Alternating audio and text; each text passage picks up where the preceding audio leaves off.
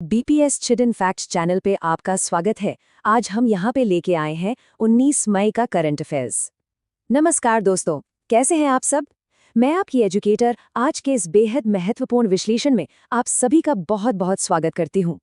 अगर आप UPSC, BPSC या किसी भी अन्य स्टेट पीसीएस परीक्षा की जी-तोड़ तैयारी कर रहे हैं तो यकीन मानिए आप बिल्कुल सही जगह पर आए हैं।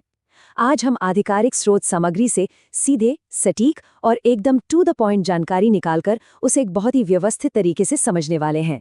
हमारा लक्ष्य है कि सारे मुश्किल कॉन्सेप्ट्स गहराई से आपके दिमाग में छप जाएं। आप भी जानते हैं कि परीक्षा में फाइनल सिलेक्शन के लिए करंट अफेयर्स पर मजबूत पकड़ होना कितना जरूरी है।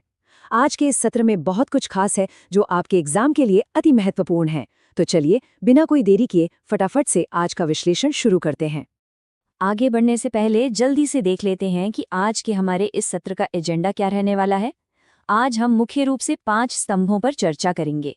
पहला होगा पर्यावरण और पारिस्थितिकी, दूसरा राष्ट्रीय सुरक्षा और प्रशासन, तीसरा अंतर्राष्ट्रीय मामले और संस्थाएं, चौथा विज्ञान और भूगोल और अंत में हमेशा की तरह आपकी एकाग्रता को परखने के लिए आज का अभ्यास प्रश्न यानी हमारा एमसीक्यू।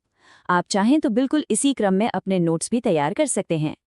तो आइए दोस्तों, शुरुआत करते हैं हमारे पहले और बहुत ही महत्वपूर्ण खंड से, जो है पर्यावरण और पारिस्थितिकी।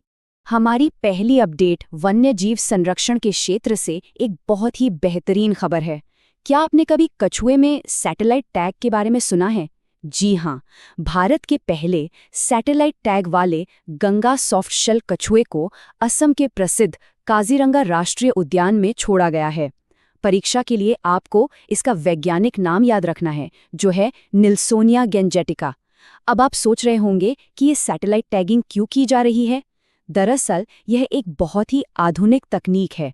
इसकी मदद से हमारे वैज्ञानिक इस कछुए के प्रवास यानी माइग्रेशन, इसके व्यवहार और इसकी जीवित रहने की दर का बिल्कुल सटीक अध्ययन कर पाएंगे। अगर हम इसकी शारीरिक बनावट की बात करें तो ये काफ़ी विशिष्ट होता है। इसका जो कवच होता है, जिसे हम कैरापेस कहते हैं, वो हरे रंग का और अंडाकार होता है और इसके किनारे पीले रंग के होते हैं। इसके अलावा इसकी गर्दन काफ़ी लंबी होती है और थूथुन बिल्कुल एक नली जैसी होती है। यह नली जैसी थूथुन इसे पानी के अंदर लंबे समय तक डूबे रहने के दौरान सांस लेने में बहुत मदद करती है। यह कछुआ रेतीली तल वाली नदियों, झीलों और तालाबों में रहना ज्यादा पसंद करता है। मुख्य रूप से अगर हम देखें तो ये गंगा, ब्रह्मपुत्र और यमुना जैसी नदियों के बेसिन में पाया जाता है और सिर्फ भारत ही नहीं बल्कि अफगानिस्तान, बांग्लादेश और पाकिस्तान में भी इसकी मौजूदगी दर्ज की गई है। एक और रोचक तथ्य यह है कि ये एक मांसाहारी प्रजाति है। ये मछलियाँ, कीड़े और घोंगे खाता है, जिससे हमारा जलीय पारिस्थितिकी तंत्र संतुलित रहता है। संरक्षण की दृष्टि से यह कछुआ बेहद महत्वपूर्ण है। इसे IUCN की रेड लिस्ट में लुप्तप्राय यानी एंडेंजर्ड श्रेणी में रखा गया है। इसके साथ ही हमारे वन्य जीव संरक्षण अधिनियम 1972 की अनुसूची I के तहत इसे सर्वोच्च स्तर का पूर्ण संरक्षण भी प्राप्त है। चलिए अब चलते हैं उत्तर प्रदेश की तरफ। हाल ही में यूपी के दुधवा टाइगर रिजर्व में एक दुर्लभ सांप देखा गया है, जिसका नाम है common bronzeback tree snake. Dudhwa tiger reserve अपनी समृद्ध जैव विविधता के लिए वैसे ही बहुत जाना जाता है और इस सांप का वहां दिखना वहां के स्वस्थ पारिस्थितिकी तंत्र का एक बहुत ही सकारात्मक संकेत है। इसका वैज्ञानिक नाम नोट कर लीजिएगा, डेंड्रोलेफिस ट्रिस्टिस। डेंड्रोलेफिस ट्रिस्टिस। अब सबसे अहम बात जो आपको परीक्षा के लिए याद रखनी है और जिससे आपको डरने की भी जरूरत नहीं है, वो ये है कि ये एक पूरी तरह से विषहीन यानी नॉन वेनमस सांप है। ये मुख्य रूप से पेड़ों पर रहने वाली प्रजाति है, जिसे हम आर्बोरियल कहते हैं। इसकी शारीरिक विशेषता की बात करें तो इसका शरीर बहुत ही पतला और फुर्तीला होता है। इसकी पीठ पर कांसे यानी ब्रॉन्ज रंग की एक लंबी धारी होती है और बिल्कुल इसी धारी की वजह से इसे ब्रॉन्जबैक नाम मिला है। इसकी आंखें काफी बड़ी होती हैं और इसके सिर पर एक विशिष्ट सफेद धब्बा होता है जो इसे पहचानने में काफी मदद करता है। अगर इसके भौगोलिक वितरण को देखें तो ये सांप दक्षिण एशिया में व्यापक रूप से पाया जाता है। ये भारत, श्रीलंका, नेपाल से लेकर म्यांमार तक के जंगलों में आराम से मिल जाता है और क्योंकि इसकी आबादी फिलहाल स्थिर है, कोई बड़ा खतरा नहीं है, इसलिए IUCN की रेड लिस्ट में इसे संकट मुक्त यानी लीस्ट कंसर्न की श्रेणी में रखा गया है। इसी क्रम में हमारी अगली अपडेट है चपराला वन्यजीव अभयारण्य के बारे में। ये अभयारण्य हाल ही में चर्चा में क्यों आया? दरअसल तेलंगाना सरकार ने हाल ही में स्पष्ट किया है कि उनकी जो प्राणहिता चेवेल्ला बैराज परियोजना बन रही है, उसके निर्माण से ये संरक्षित क्षेत्र जलमग्न नहीं होगा, यानी ये नहीं डूबेगा। तो ये पर्यावरण प्रेमियों और वन्य जीवों के लिए बहुत बड़ी राहत की खबर है। आइए इसे भूगोल के नजरिए से समझते हैं। यह अभयारण्य महाराष्ट्र के गढ़चिरौली जिले में स्थित है। भौगोलिक रूप से यह वर्धा और वैनगंगा नदियों के ऐतिहासिक संगम के बिल्कुल निकट बसा हुआ है। और परीक्षा के लिए एक बहुत ही महत्वपूर्ण भौगोलिक तथ्य आपको जो ध्यान में रखना है वो ये है कि गोदावरी की सहायक प्राणहिता नदी इस अभयारण्य की पश्चिमी सीमा का निर्माण करती है। अगर हम यहाँ की वनस्पतियों की बात करें तो यहाँ मुख्य रूप से दक्षिणी उष्णकटिबंधीय शुष्क पर्णपाती वन पाए जाते हैं। इनमें आपको सागौन, महुआ और तेंदू के पेड़ बहुतायत में देखने को मिलेंगे। और वन्यजीवों में यहाँ बाघ, तेंदुआ और स्लॉथ बियर जैसे बड़े स्तनधारी जानवर पाए जाते हैं। इसके अतिरिक्त इस क्षेत्र का एक गहरा सांस्कृतिक और मानव शास्त्रीय महत्व भी है, क्योंकि यहाँ हमारे स्वदेशी गोंड आदिवासी समुदाय की आबादी रहती है, जो पीढ़ियों से प्रकृति के साथ बेहतरीन तालमेल बिठाकर अपना जीवन यापन कर रही है। तो दोस्तों, पर्यावरण के बाद अब हम बढ़ते हैं हमारे दूसरे महत्वपूर्ण खंड की ओर, जो है राष्ट्रीय सुरक्षा और प्रशासन। आपने हाल के दिनों में न्यूज़ में देश भर में डिजिटल अरेस्ट के बढ़ते मामलों के बारे में ज़रूर सुना होगा। ये बहुत ही चिंताजनक है। होता क्या है कि जालसाज खुद को पुलिस, कस्टम या सीबीआई अधिकारी बताकर लोगों को फर्जी कानूनी नोटिस भेज देते हैं और उन्हें डरा धमकाकर भारी रकम ऐंठते हैं। इसी गंभीर साइबर धोखाधड़ी को जड़ से खत्म करने के लिए हमारी केंद्रीय जांच ब्यूरो यानी सीबीआई ने एक बहुत ही शानदार तकनीकी कदम उठाया है। सीबीआई ने एक नया एआई आधारित पोर्टल लॉन्च किया है, जिसका नाम है अभय, ABHA। इसका पूरा फुल फॉर्म भी याद रखिएगा, AI based help bot for authentication of your notice. ये भारत का पहला ऐसा रियल टाइम सत्यापन मंच है जो फर्जी कानूनी नोटिसों को पहचानने और उनकी सत्यता जांचने का काम करेगा। इसकी कार्यप्रणाली को बहुत ही सुरक्षित और यूजर फ्रेंडली बनाया गया है। इसमें सबसे पहले उपयोगकर्ता को मोबाइल पर OTP के जरिए अपना सत्यापन करना होगा। उसके बाद वे अपने पास आए उस संदिग्ध नोटिस की स्कैन की गई कॉपी इस पोर्टल पर अपलोड कर सकते हैं। बस फिर क्या, पोर्टल का उन्नत AI टूल सीबीआई के असली डेटाबेस से उसका मिलान करेगा और तुरंत बता देगा कि वो दस्तावेज असली है या फिर किसी जालसाज का भेजा हुआ नकली नोटिस। आज के इस दौर में जहां डीप फेक और AI जनित खतरे बढ़ रहे हैं, ये अभिनव पहल कानून प्रवर्तन एजेंसियों के लिए एक बहुत बड़ा मील का पत्थर साबित होने वाली है। हमारी अगली अपडेट भारत की खुफिया एजेंसी से जुड़ी है। हाल ही में हमारे केंद्रीय गृह मंत्री ने रिसर्च एंड एनालिसिस विंग, जिसे हम RAW कहते हैं, उसके पहले प्रमुख और संस्थापक RN गाउजी की स्मृति में आयोजित मेमोरियल लेक्चर को संबोधित किया। ये जानना आपके लिए बहुत दिलचस्प होगा कि RAW की स्थापना आखिर किन परिस्थितियों में हुई थी। बात है 1960 के दशक की। 1962 में चीन के साथ और फिर 1965 में पाकिस्तान के साथ युद्ध के बाद भारत को एक ऐसी समर्पित बाहरी खुफिया एजेंसी की भारी कमी महसूस हुई जो सिर्फ बाहरी खतरों पर नजर रखे। इसी जरूरत के परिणाम स्वरूप 1968 में RAW का गठन किया गया था। RN काओजी के नेतृत्व में इस एजेंसी ने भारत की रणनीतिक सुरक्षा को एक बिल्कुल नई दिशा दी। आज के समय में यह एजेंसी मुख्य रूप से आतंकवादी रोधी गतिविधियों, साइबर सुरक्षा और वैश्विक स्तर पर विदेशी खुफिया जानकारी जुटाने का काम बेहद मुस्तैदी से करती है। अब परीक्षा के दृष्टिकोण से सबसे महत्वपूर्ण तथ्य जो आपको नोट करना है वो ये है कि RAW किसी मंत्रालय के अधीन काम नहीं करती है। जी हाँ, ये सीधे प्रधानमंत्री कार्यालय यानी PMO को रिपोर्ट करती है। राष्ट्रीय सुरक्षा और रणनीतिक कारणों से इसके बजट और इसके ऑपरेशंस को पूरी तरह से गोपनीय रखा जाता है और ये संसद के प्रति प्रत्यक्ष रूप से जवाबदेह भी नहीं है। प्रशासन के मोर्चे पर एक और छोटी लेकिन महत्वपूर्ण अपडेट उत्तर प्रदेश से है। राज्य पर्यटन विभाग द्वारा एक नया अभियान शुरू किया गया है जिसका नाम है विजिट माई स्टेट अभियान। इसका उद्देश्य बहुत ही सीधा और स्पष्ट है। उत्तर प्रदेश के अलग अलग जिलों में जो अद्वितीय सांस्कृतिक, ऐतिहासिक, धार्मिक और विशेष रूप से पर्यावरण पर्यटन यानी इको टूरिज्म स्थल फैले हुए हैं, उन्हें स्थानीय और बाहरी पर्यटकों के बीच बढ़ावा देना।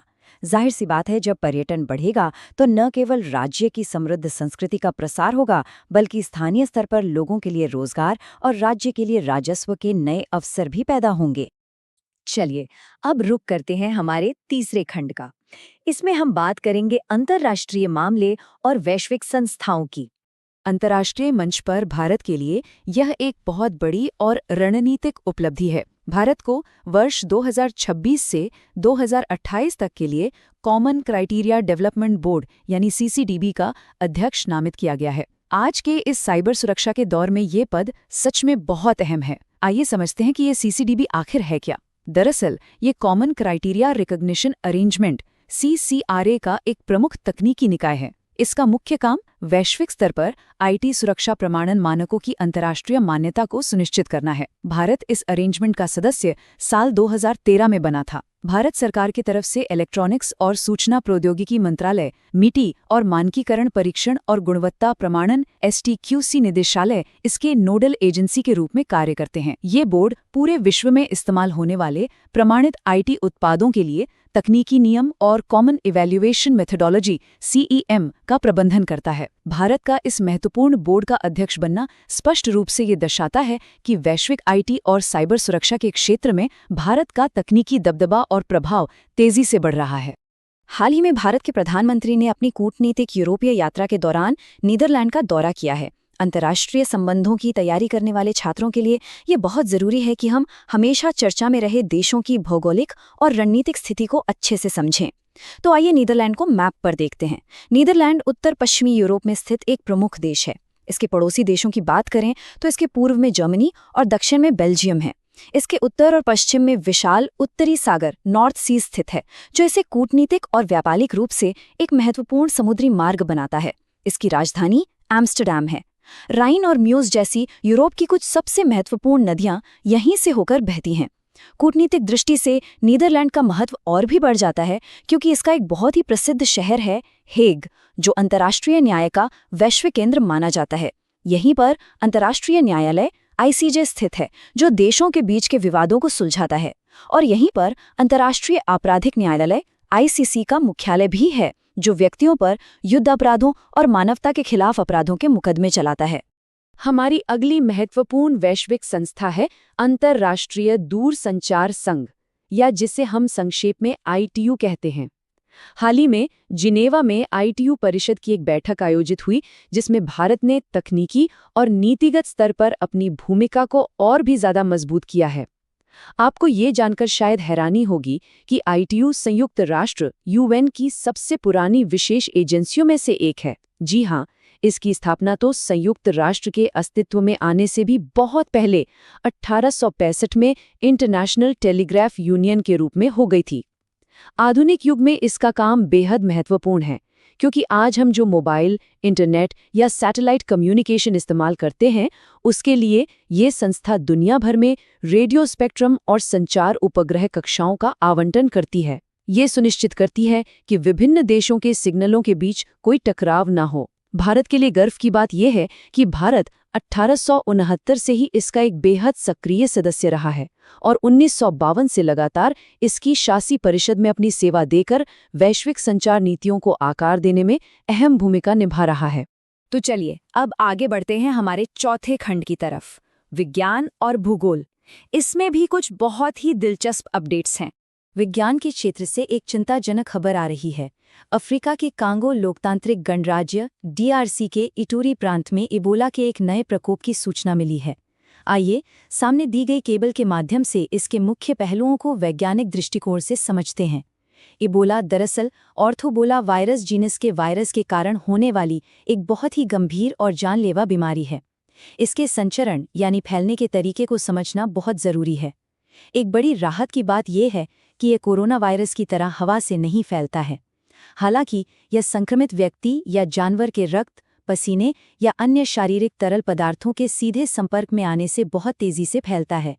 वैज्ञानिकों का मानना है कि जंगली फ्रूट बैट यानी चमगादड़ इसके प्राकृतिक वाहक होते हैं।